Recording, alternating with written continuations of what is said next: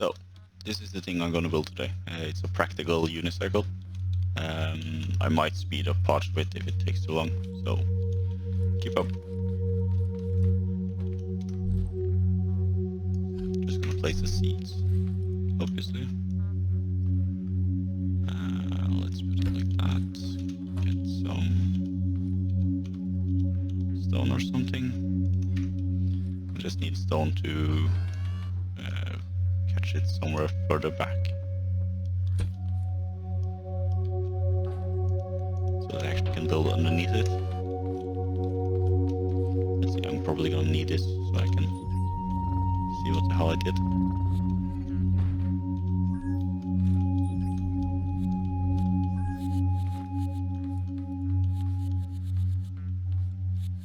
Let's see here. Probably need some of those. Well, I can do this first.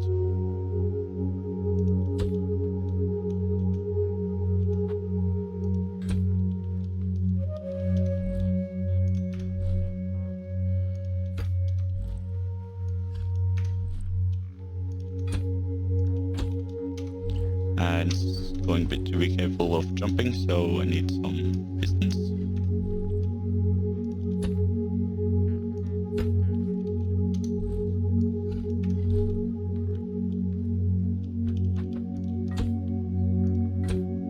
And I'm doing this so I can get the wheel further up.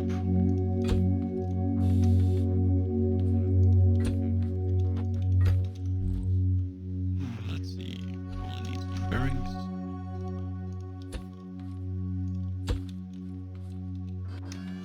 Then we can put on the wheel, I think. And now we're going to do something a bit glitchy.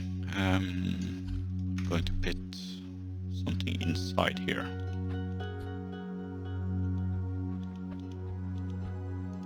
Like so. And that's probably not correct. Is that correct?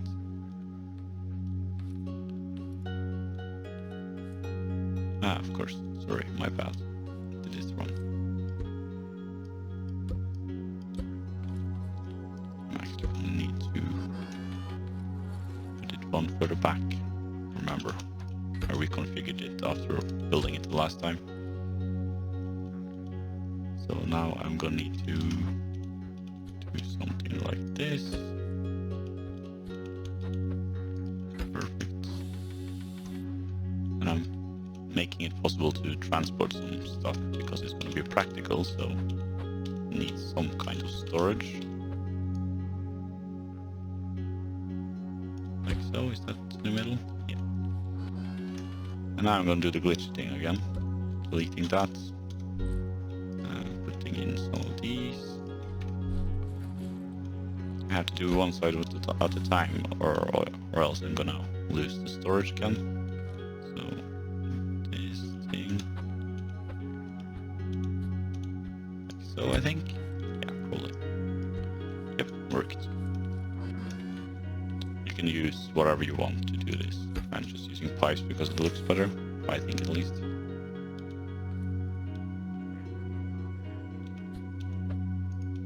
Like so. And now it's connected on both sides. It doesn't need to be on both sides, but it is. Putting back the wheel. Setting these to 2, I guess.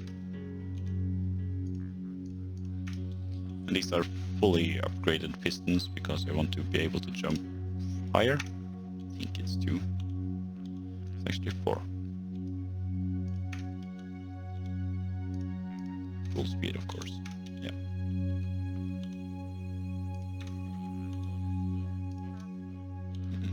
There we go.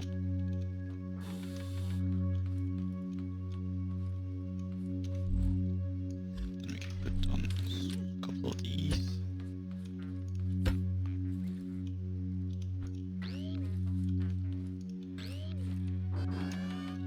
And we need some way to steer. Again, I'm gonna glitch something into something else. Just to take up less space.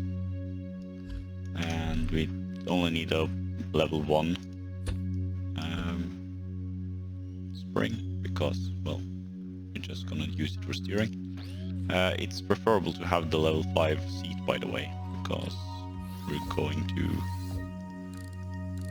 use, well, be able to change the steering angle, because we don't want the full turning on this one. And if you press E on these, you can change this. I'm going to do, what, 5 or something? You can put this up higher if you want, well, faster steering, but eventually it gets uncontrollable. There we go. You can put in an engine as well, just to have it here. Let's see, does that look cool? Yeah, that's probably okay.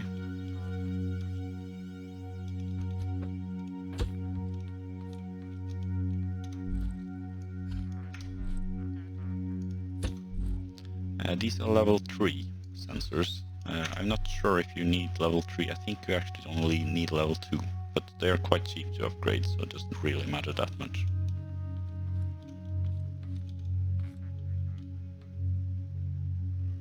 And we need a couple of these. This is going to be the side sensors for holding the balance, and I'm stacking these on bearings, so I can use the steering bearing as well to lean in on turns. Isn't that noticeable, but better than nothing. Let's see here. Outwards. Outwards. I have a feeling I've done something wrong here. No, probably not. Nope, doesn't seem like it.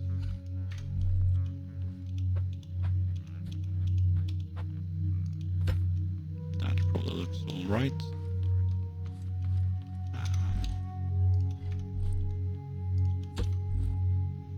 Let's see here.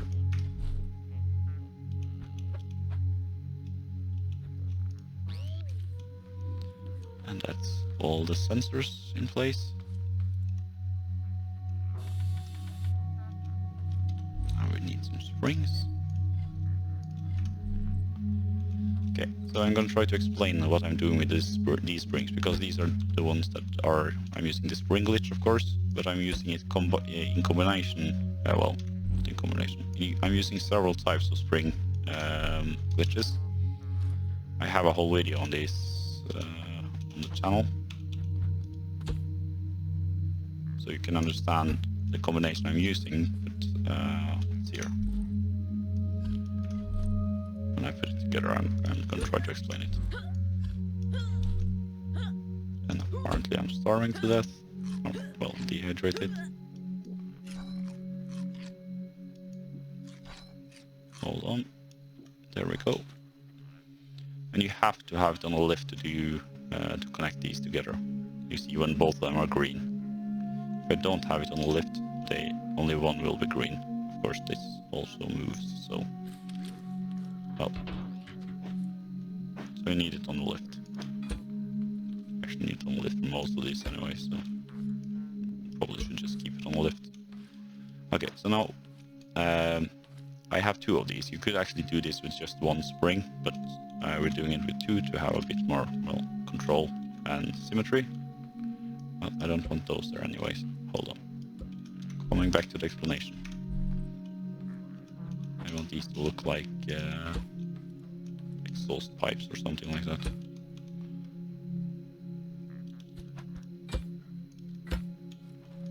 Something like that. Yeah. So this bearing on either side, one controls backwards leaning and the other side controls forwards leaning. And the pistons on top, one leans to, well, the left and the other leans to the right. So that's how I combine. I'm using this spring for 2 different rotations, and in that way I both spare, well, springs and space on the vehicle. Because of course, if you make a one-wheeled vehicle, one of the main criteria is that you wanted a small vehicle and probably something cool. Anyways, we are closing in here. Let's see. Put a button on here. Probably just put it back here. Sure. That goes to the seat. And now comes the fun part. Trying to connect it all up.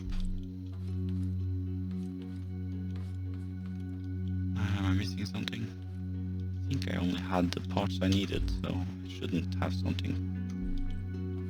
Ah, of course, yeah. The side pieces here. These are for extra support. You can see it if I put it on the lift and take it off. Look at this when I take it off. I have one on either side. It's another kind of glitch, which makes it more stable. Just for fun, I'm gonna put it on the back. Well, first put it on the lift, then put it on the back. Like so, maybe? Yeah, sure.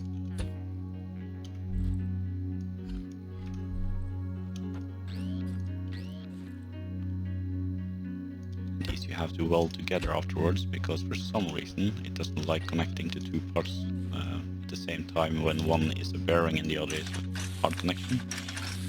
So these are now connected together. Let's see here. We need probably that. I'm now taking the sensor, putting it to one of the controllers. I'm using level 5 controls, by the way, because I want the speed. So, yeah, of course, first need to connect something to them. This is one side. This is the other side. See how I connected them to two different ones to get, well, the control backwards and forwards, and the same with the sensors back and forward. On the side sensors, this is the side sensor, as you can see here. I'm connecting that straight to that piston, and this one to the other one. The pistons should be set to full speed, and 1 is okay. Same on the other side, full speed. Might be nice to double check that they actually are on the fastest setting, because there's some bug introduced in one of the last patches where if you drag it, it doesn't really remember it. So just double check that it's there. And now we need some control over these. Let's see, 1, let's call this 2, 3. The last one or the first one? Last one. 4, or rather 5. 1, 2, yeah, 1 is that one. 2, 3, 4, 5. Great. So now one controller is going to set the angle for every one of these sensors. So let's see. One was that one.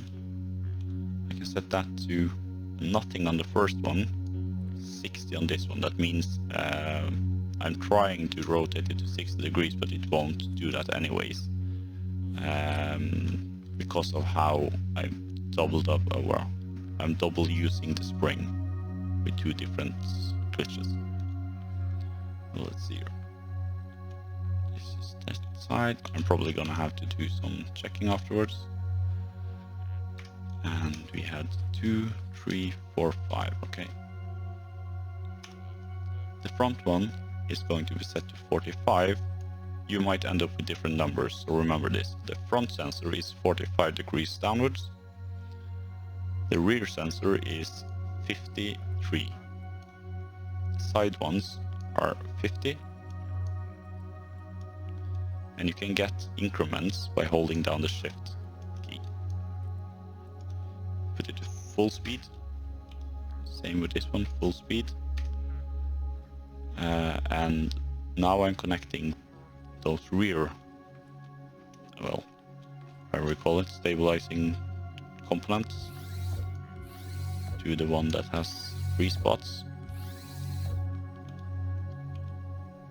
And the first one is our sensor, our spring glitch, which I'm putting up to 60 as well. And the stabilizing ones, which is for me 1, 2 to 5, as you can see behind here, 2 to 5. I'm rotating 2 of them. If you put them on the side, you don't have to rotate 2 of them. But if you put them on the back, you have to rotate 2 of them because they have to rotate the opposite ways. And that happens automatically if you put them on either side. So I'm doing those to 180 degrees to get the full rotation, or, well, 180 degrees of rotation. And now if I take it off the lift, it should rotate the rear ones. Of course it didn't, because I probably did something stupid. Yeah, I did. This is not the spot where they're going to be 180. This is. That's still correct, because that is sensor controlled. These ones will have a default setting of 180 degrees. So when I now put it on the lift, you can see them rotating their own ways. And now you can see it's almost stabilizing itself without any controllers or sensors doing anything. It's actually moving so slow that Scrap Mechanics just stops physics on it. Which is good, by the way. It's how it's supposed to be. So now we're going to change the sensor settings. Well, why didn't those change? I've done the same mistake here. These are supposed to be here.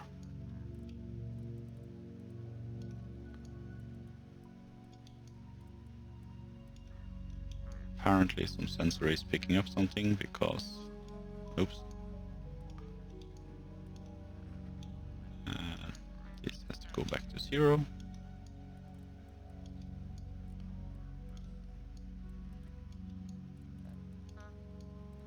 Same with that one. Now the sensors should be angled, he says. Well, the rear one is. The side ones needs to be connected to the seat as well. Remember, we double stack the bearings to get leaning. So now I'm connecting those to the seat as well. I think they should be the correct way. You can actually check that. Doesn't seem like it. We have to change over the rotation somewhat. No, they are the correct way. It's just the controller is controlling the wrong way. So if they're pointing upwards, you just change the bearing like so, and then it should be pointing downwards. And now all of them should be pointing downwards, correct? Yes. And to check that it's doing the right thing, the controller should point upwards on the side you're turning towards. So you can see the sensor on the side here is going upwards. So now we just have to put in the sensor lengths. This is supposed to be 4. This is supposed to be 5, if I remember correctly. This is 6. And of course 5 again. Now I think it should be doing its thing. It is. And of course we have no power. It doesn't have any fuel yet either, so it wouldn't be a surprise if it didn't move at all. Seems to be the right way. We can put the engine to 2 from top. Actually, you can put it to the to max, but the vehicle will lean a bit backwards when you're driving then. Let's see, where do we have fuel? Here we have fuel.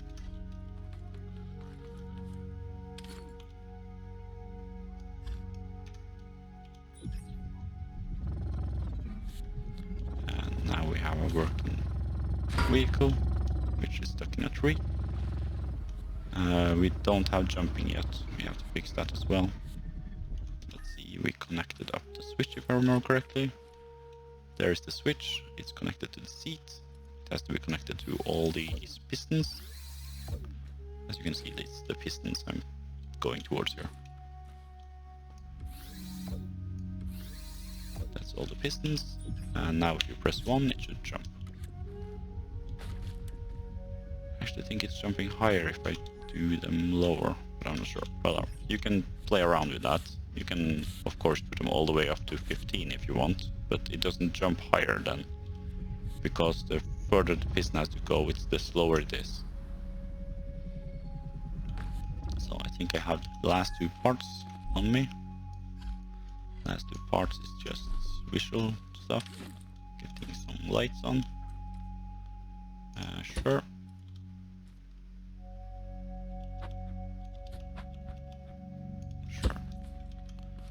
And of course we can paint the lights. The lights are now always on. If you want them on a switch, you can of course put them on a switch. Let's see here. I think I have some paint here. Yes, I do.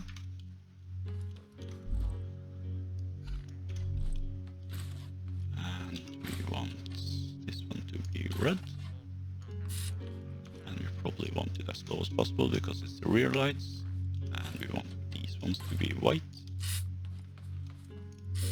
And probably as much light as we can get.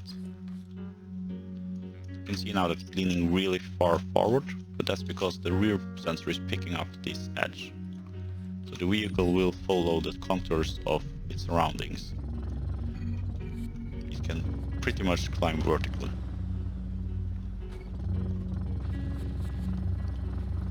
And it's quite fast. And to see why this is a practical unicycle, I'm going to drive over to one of the towers where you can loot. I think I just looted it, so it shouldn't be that much of a problem there. But you can basically drive right into stuff, like into this tower, if you want to.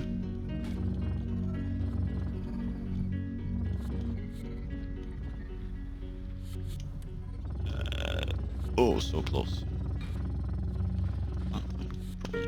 Drive up then, like a normal person. Oh god. This is really a good demonstration of how useful this is. Getting stuck on everything.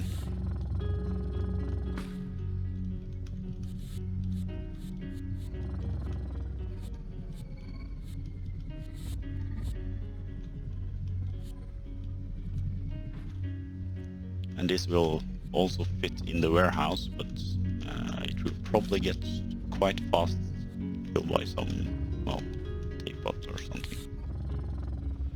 Well, I think this is showing how stupid it is to drive into something, but, well, you can. And you can jump off the top if you want.